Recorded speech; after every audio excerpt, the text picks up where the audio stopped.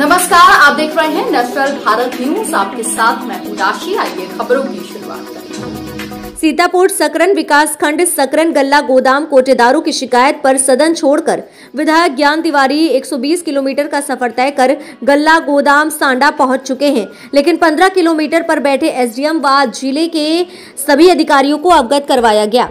सांडा गल्ला गोदाम पर गिला कर गल्ला कोटेदारों को दिया जा रहा है। इसी को लेकर कोटेदारों ने विधायक ज्ञान तिवारी को शिकायत की। सदन में बैठे हुए थे।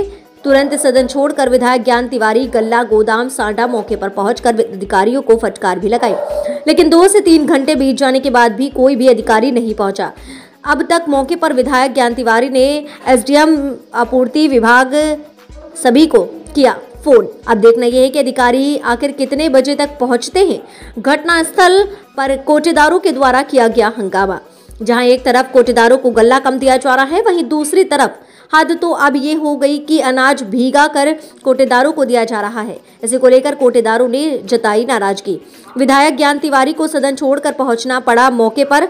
गल्ला गोदाम सांडा गल्ला गोदाम प्रभारी नहीं मिले मौके पर, मिले कुछ दलाल जिनके द्वारा किया जा रहा है ये खेल। विधायक ज्ञान तिवारी ने डीएम को फोन कर जताई नाराजगी। क्या बीजेपी सरकार की छवि खराब करने में ऐसे ही कार्यरत रहेंगे अधिकारी? लगभग 2 से 3 घंटे के बाद पहुंचे एसडीएम पीएल मौर्य ने जांच पड़ताल कर दोषियों के खिलाफ एफआईआर लिखने की बात कही। अब देखना यह है कि दोषियों पर क्या होगी उचित कार्यवाही। सीतापुर से संवाददाता दीपक वाजपेयी की रिपोर्ट। चेक करने जाते थे तो जब कम मिलता था तो कहते थे कि शाम में क्या करूं, गीला मिलता है मुझे गेहूं, और बाद में जब तक बांटते हैं तब तक कमी हो जाती है, इसलिए हम 1 किलो कम देते हैं। तो हमने कहा ये कैसे हो सकता है। हमने कहा जब इस बार आपको मिले तो हमको बताइएगा। तो इन्होंने हमें फ़ोन किया, तो चूँकि मैं सदन पहुंच गया था, फिर मैंने एसडीएम महोदय से कहा कि आप जाइए स्वयं देख लीजिए, अगर आप बिजी हो तो किसी सक्षम अधिकारी को भेजिए और आप जाकर के उसको चेक कराइए। लेकिन फिर बार बार फ़ोन आ रहा, कई लोगों को फ़ोन आया, साहब ये तो हमारे घर पे भी गीला उतर गया। तो मैं स्वयं वहाँ से निकल करके आ गया, लेकिन यहाँ पे कोई अधिकारी नहीं पहुँचे। फिर मैंने जिलाधिकारी महोदय से बात किया, फिर एडीएम साहब से भी बात हुई हमारी।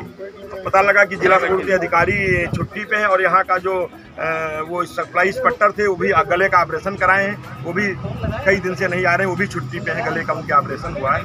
और ये लोग जो हैं ये यहाँ गोदाम के पास ट्रक खड़ा करके उसमें पानी डाला हुआ पड़ा था। जब मैंने भी आकर के उनसे पूछा, ट्राली के नीचे भी पानी टपका पड़ा हुआ है और पूरा गेहूं में नमी भी है।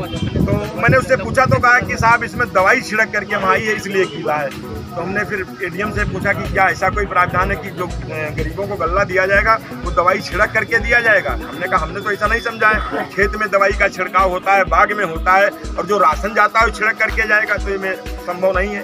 तो ये मेरी बात हुई। तो फिर चूँकि वो इनकी अपना जो भी हो, जो जहाँ से आता है वहाँ के गोदाम से मिली भगत करके ऐसे है। और जबकि शासनादेश भी ये है कि आप कोटेदार की अगर वहाँ तक ट्रक पहुँच रहा है उसके गांव तक, तो आप कोटेदार के दरवाजे पे ले जाएंगे, वहाँ तक ले जाएंगे गल्ला।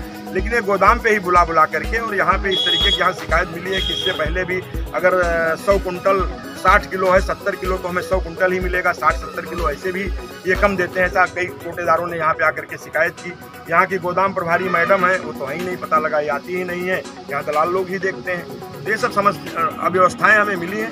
तो अभी डीएम साहब ने हमसे कहा कि सारी टीम पहुंच रही, जांच टीम आ रही, वो भी जांच करेगी। तो मैंने कहा इससे जो इसके कॉन्ट्रैक्टर हैं, जो सप्लायर हैं, इन पे एफआईआर हो, और जो लोग पानी मिलाए हैं इसमें कुकृत्य किए हैं उनके पर कड़ी कार्रवाई हो, ताकि आने वाले लोगों को ये एहसास हो जाए कि हम ऐसा करेंगे तो बच नहीं पाएंगे।